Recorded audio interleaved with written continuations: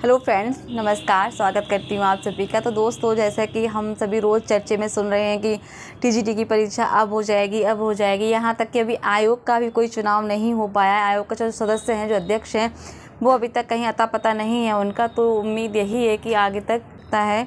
तो एक उम्मीद, एक आस लगाकर हम सब बैठे हैं कि वैकेंसीज अब आ रही हैं। अब आने की तो हम उम्मीद नहीं कर सकते हैं, लेकिन जो हम फॉर्म डाल चुके थे 4000 वाला टीजीटी पीजीटी का, उसके एग्ज़ाम की डेट का भी कुछ भी अता पता नहीं है। बस संभवतः ये कहा जा रहा है कि दिसंबर तक ये परीक्षा ये लोग करवा लेंगे। तो उम्मीद तो ना के बराबर ही है।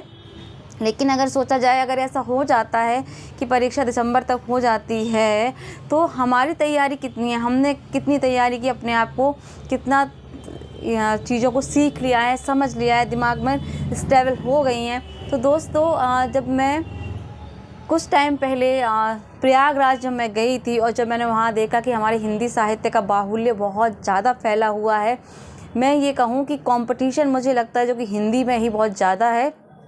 तो जब वो मैंने भीड़ देखी, जो क्लासेस की जो भीड़ वहाँ लगती है, तो मैं शॉक्ड हो गई और मैं एकदम से हिम्मत हार गई। मेरे मन में आया, इतनी भीड़ में मैं कहाँ स्टे कर रही हूँ, पता नहीं। क्योंकि मेरी तो सेल्फ स्टडी है। एक गुरुजी थे जिन्होंने अच्छे से मुझे गाइड कर दिया था, उन्हीं के गाइडेंस पर। और फिर जब से ये यूट्यूब का सहारा मिला तो चीज़ें बहुत कुछ अच्छी भी मिली, बहुत कुछ एक्सपीरियंस हुआ, चीज़ें सीखी भी मैंने। ऐसा नहीं कहूँगी कि यहाँ से भी मैंने इस प्लेटफॉर्म से, जब से ऑनलाइन वाला सिस्टम हुआ, मैंने बहुत कुछ सीखा। हालांकि एक चीज़ फ्रेंड्स, मैं यही कहूँ, मैंने कोई कोचिंग नहीं की, मैंने कोई ऑनलाइन क्लासेस नहीं ली। केवल मेरी सेल्फ स्टडी है, जितनी भी होती है मैं सेल्फ ही करती हूँ। तो जब मैंने देखा, जब मैंने एग्ज़ाम दिया टीजीटी पीजीटी 21 वाला और एक एलटी वाला एग्ज़ाम दिया था, उस समय मेरा लेवल बहुत जीरो था। जीरो का मतलब कि अगर जहाँ एलटी वाले में कुछ पता ही नहीं चला, समथिंग 70-75 के आसपास मेरे मार्क्स थे। और आपका जो अभी 21 वाला हुआ था, उसमें लगभग कुछ 69 या समथिंग कुछ ऐसे ही थे। 2-4 नंबर का इधर उधर मेरा था तो नहीं था। लेकिन फिर मैंने जब ये देखा कि मेरे पास कोई कोचिंग नहीं, कोई ऑनलाइन मैंने कोचिंग नहीं ली है, जो कुछ है मेरी सेल्फ स्टडी है। और जो हमारे सीनियर रहे हैं उनका थोड़ा बहुत मार्गदर्शन, सीनियर 2 ही लोग हैं जो कि आज अच्छी पोस्ट पर हैं, उन्होंने भी लगभग 8 से 9 साल तक प्रयास किया, तो आज दोनों गवर्नमेंट जॉब में, वो भी 21 वाले पे ही। तो जब मैंने देखा कि बहुत भीड़ है, इस भीड़ में मैं कहाँ रहूँगी, मैं हिम्मत हार गई। मैंने कहा मेरा तो यहाँ कुछ नहीं होना। जो लोग 24 घंटे एक ही चीज़ पढ़ते हैं, सब्जेक्ट अपना पढ़ रहे हैं, तो उनका सब्जेक्ट बहुत स्ट्रॉन्ग होगा। मैं कहाँ फाइट कर पाऊँगी इतने लोगों में। बहुत देर तक और बहुत दिनों तक ये दिमाग ख़राब रहा, मन हट गया कि नहीं करनी है, मेहनत छोड़ो, कुछ नहीं होने वाला है। लेकिन फिर ये लगा कि वो अपना कर्म कर रहे हैं, हमें अपना कर्म करना है।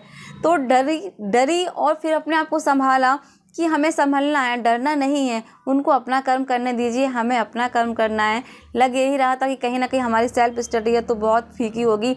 लेकिन जब मैंने देखा, एग्ज़ाम देकर देखा, और जो मैं टेस्ट सीरीज जैसे टेलीग्राम पर जो क्विज़ वगैरह चलती हैं, मैं उन पर जब करती हूँ, तो मुझे लगता है कि मैं भी उनमें ही हूँ। कहीं ना कहीं मैं इस चीज़ को कर सकती हूँ कि जो मैं सेल्फ स्टडी कर रही हूँ वो बहुत ज़्यादा अच्छा है। मतलब मैं खुद से पढ़ती हूँ, मुझे लगता है कि ज़रूरत तो होती है गुरु की, मैं ये नहीं कहूँ गुरु की ज़रूरत नहीं होती है। तो गुरु का जो मार्गदर्शन होता है वो हमें सही समय पर मिल जाए तो लगता है कि बहुत अच्छे से कुछ हो जाता है। लेकिन हमें जो मार्गदर्शन मिला वो बहुत लेट मिला।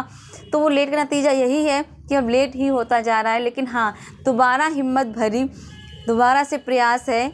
और जब भी समय मिलता है, मैं आगे की वीडियो में आपको बता चुकी हूँ, पिछले वाले वीडियो में, कि जब भी मुझे प्रयास मिलता है मैं पढ़ने की कोशिश करती हूँ। भीड़ देखकर डरना नहीं है, अपना प्रयास करना है। अगर दिसंबर में पेपर हो जाता है तो फिर से एक नए सिरे से शुरुआत करिए। यानी कि 4 महीनों में आपको अपना सिलेबस जितना भी है, कम से कम 4 बार तो दोहरा लेना चाहिए। जितनी कोशिश हो सके टॉपिक वाइज, जितनी कोशिश आप करें कि टॉपिक वाइज 4 बार अपने सिलेबस को पूरा आप दोहरा लीजिए, उसको अच्छे से पढ़ लीजिए, ताकि चीज़ें आपकी रनिंग में रहेंगी और टच में रहेंगी। तो रनिंग बहुत ज़रूरी है, कंटिन्यूटी बहुत ज़रूरी है। तो आप लोग बनाए रखिए अपनी कंटिन्यूटी, क्योंकि फ्रेंड्स, पढ़ाई का टच छूटा नहीं कि हम पीछे हो गए, तो टच को छोड़ना नहीं है। आप 24 घंटे आप पढ़िए, तो मैं ये तो नहीं कह पाऊँगी कि 24 घंटों में हम जिस एज पे हैं उस एज पे घर भी देखना है, बाहर भी देखना है, बहुत सारी जिम्मेदारियां भी होती हैं। जो नए बच्चे हैं तैयारी में आए हैं उनके लिए पर्याप्त समय 24 घंटे देने के लिए। लेकिन हम जैसे लोग क्या करते हैं कि जितना समय आपको जब भी जैसे मिल रहा है, आपको लग रहा है कि हाँ ये समय मेरा बेकार नहीं जाए, तो उसको आप पढ़ाई में ही लगाइए। मैं अभी वही कोशिश करती हूँ कि जैसे आपको ठीक लगे तो कुल मिला के जितना समय दे सकते हैं 4 महीनों में अपने आप को अच्छे से तैयार कर लीजिए, अपना आकलन कर लीजिए, कोर्स को अच्छे से रिवाइज कर लीजिए। विश्वास रखिए, जीत आपकी ही होगी। बस एक पॉजिटिव थिंक रखिए कि मैं जो कर रहा हूँ, मैं जो कर रही हूँ, सफलता ज़रूर मिलेगी। पूरे मन से और पूरे तन से लग जाइए, जीत आपकी होगी ही होगी। वीडियो अच्छा लगे तो लाइक कर दीजिए, चैनल को सब्सक्राइब कर दीजिए। धन्यवाद।